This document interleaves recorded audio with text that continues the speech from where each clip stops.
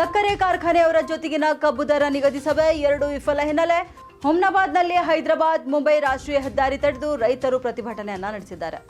ಇಂದು ಮಧ್ಯಾಹ್ನ 12 ಗಂಟೆಗೆ ಬೃಹತ್ ಹೋರಾಟ, ಸಾವಿರಾರು ಸಂಖ್ಯೆಯಲ್ಲಿ ರೈತರು ಸೇರುವ ನಿರೀಕ್ಷೆ ಕೂಡ ಕಂಡುಬಂದಿದೆ. ಇನ್ನು ರಾಜ್ಯ ರೈತ ಸಂಘ ಹಾಗೂ ಹಸಿರು ಸೇನೆ ಜಿಲ್ಲಾ ಘಟಕದಿಂದ ಬೃಹತ್ ಹೋರಾಟ ನಡೆಸಲಾಗುತ್ತಿದೆ.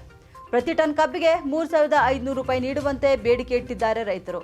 ಇನ್ನು ರೈತರ ಬೇಡಿಕೆಗೆ ಒಪ್ಪದ ಜಿಲ್ಲೆಯ 5 ಸಕ್ಕರೆ ಕಾರ್ಖಾನೆಗಳ ಮಾಲೀಕರು (10.2% ರಿಕವರಿಗೆ ನಿಗದಿಯಾಗಿರುವ FRP 3,200 ರೂಪಾಯಿ ಆದರೂ ಕೂಡ ನೀಡಬೇಕೆಂದು ರೈತರು ಪಟ್ಟು ಹಿಡಿದಿದ್ದಾರೆ. ಜಿಲ್ಲಾಡಳಿತ ರೈತರಿಗೆ ಕನಿಷ್ಠ 2,850 ರೂಪಾಯಿ ಕೊಡಿಸಲು ನಿರ್ಧಾರ ಎಂಬ ಮಾಹಿತಿ ಮೇರೆಗೆ ಆದರೆ ಇದಕ್ಕೆ ಒಪ್ಪದ ಹಿನ್ನೆಲೆಯಲ್ಲಿ ಹೋರಾಟಕ್ಕಿಳಿದಿದ್ದಾರೆ ರೈತರು.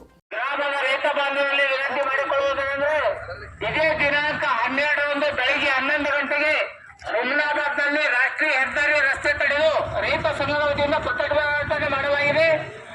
ಅದಕ್ಕಾಗಿ ಗ್ರಾಮದ ರೈತರು, ಕಬ್ಬು ಬೆಳೆಗಾರರು ಹೆಚ್ಚಿನ ಸಂಖ್ಯೆಯಲ್ಲಿ ಬರಬೇಕೆಂದು ತಮ್ಮಲ್ಲಿ ವಿನಂತಿ. ಇದೇ ಬರುವ ಬುಧವಾರ 12 ಬೆಳಿಗ್ಗೆ 11 ಗಂಟೆಗೆ ಹುಮ್ನಾಬಾದ್ನಲ್ಲಿ ರೈತ ಸಂಘದ ವತಿಯಿಂದ ರಸ್ತೆ ತಡೆ ರಾಷ್ಟ್ರೀಯ ಹೆದ್ದಾರಿ ಬಂದ್ ಮಾಡಲಾಗುವುದು.